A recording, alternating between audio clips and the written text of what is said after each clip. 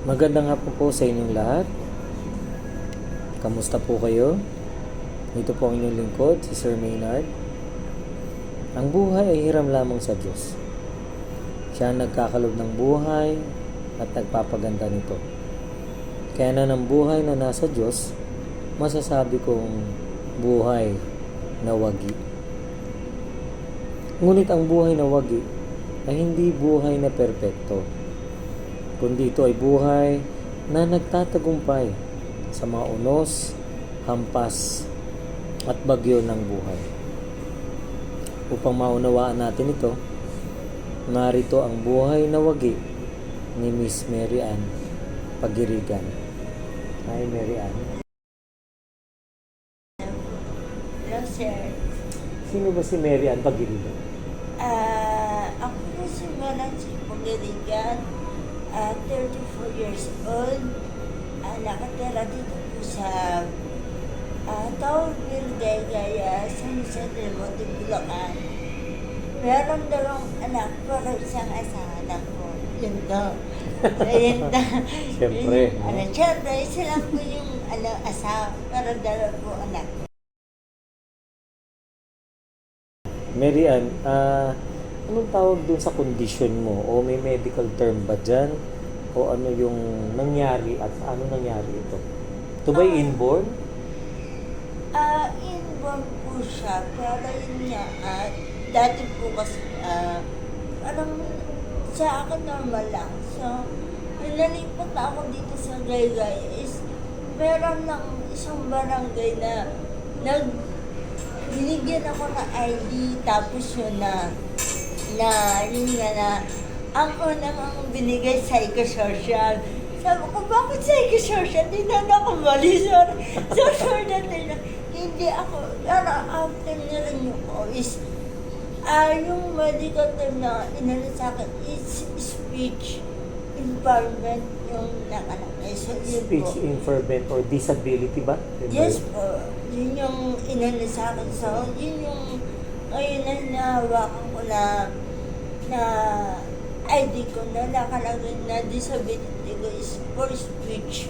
So, hindi ko na kasi alam talaga kasi hindi naman ako talaga nagpa-check up ng totally ko ano ba talaga ang question. Sabi nila parang autism or else, gano'n. I see. Pero nung bata ka, ikaw ba ay madalas nabubuli o tinutukso? Ano sinasabi nila sa'yo? Yung bata ako kasi hirap din talaga ako maglakad dati. Parang nihilot-hilot lang daw yung pa ako. Hanggang nakalakad ako. Pero ayun nga yung lakad ko, parang robot. Yan, asa rin robot na, ganito pa, bulldog pang. Siyempre sa ako masakit, pero wala yun na eh. Wala na akong magagawa, yun ang tawag nila sa kahit magalit ako. Ayun na talaga. So, ibig sabihin, bukod sa may speech disability ka, pati sa paglakad pala, Yes. hirap ka din. Yes po. Minsan napapatid, mga gayang parang, Mula nung bata ka pa niya. Pero, ganun pa man, nag-aral ka ba ng elementary, nag-aral po high ko school? Yes po. Elementary lang po. Then, nakapagtungtong naman ako ng first year high school after nawala. Then, nagtuloy ako ng ALS. Yan. Sa ALS ako na nakagraduate ng secondary. Wow.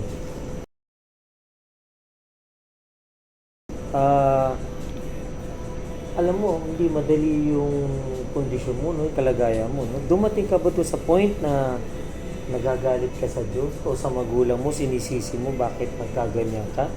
Paano mo pinaglabanan? Sa akin po, siguro wala talaga yung ganun tanong sa kanila. Kasi para sa akin kasi, normal ako eh. Para sa ibang tao din. Kaya hindi ko hindi ko nga natanong sa nanay ko na ano ba yung condition ko, wala. Parang naging on my own.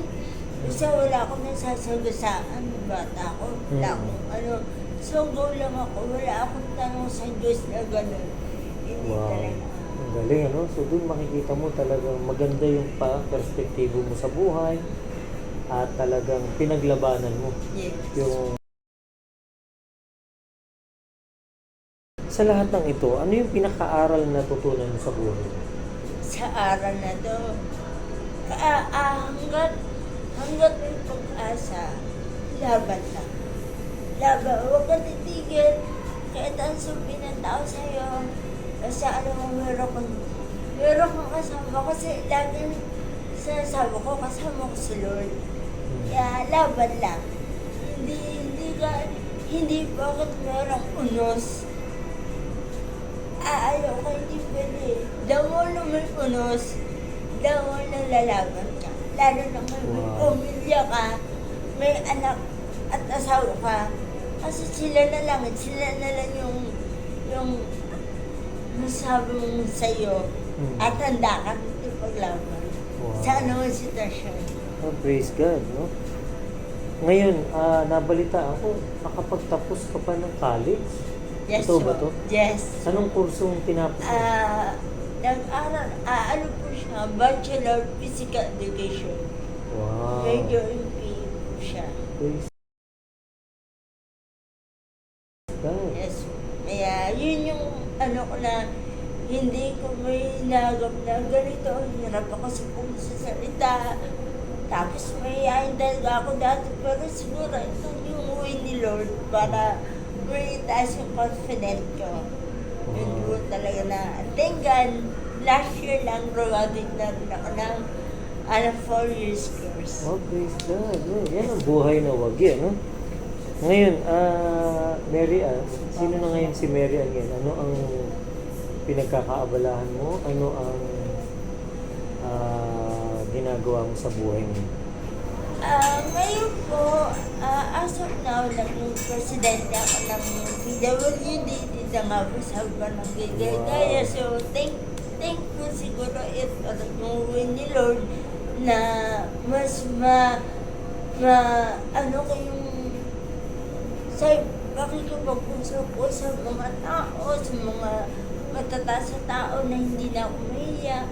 Na kasi, eto ako wala na akong magagawa kahit alam ko ito. So, yan, na, ayun, meron niya akong pinagkakabalahan, na may negosyo, pero hindi man ganun ka, pero nilalaban lang kahit.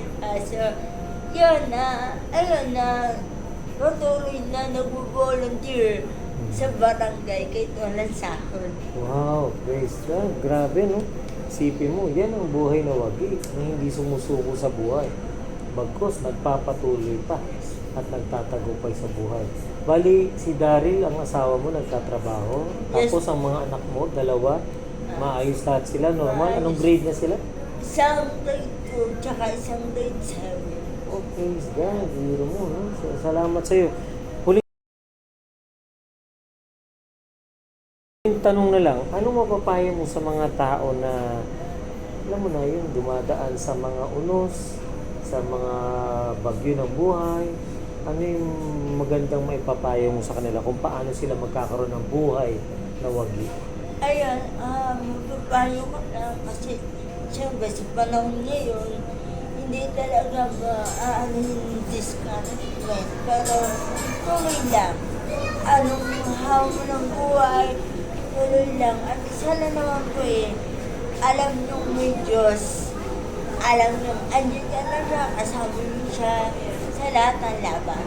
So, yun, talaga na sa pamilya na merong pamilya na handang yumakap sa inyo. Wow, thank you so much. Maraming salamat. Sir. And God bless you. Salamat po.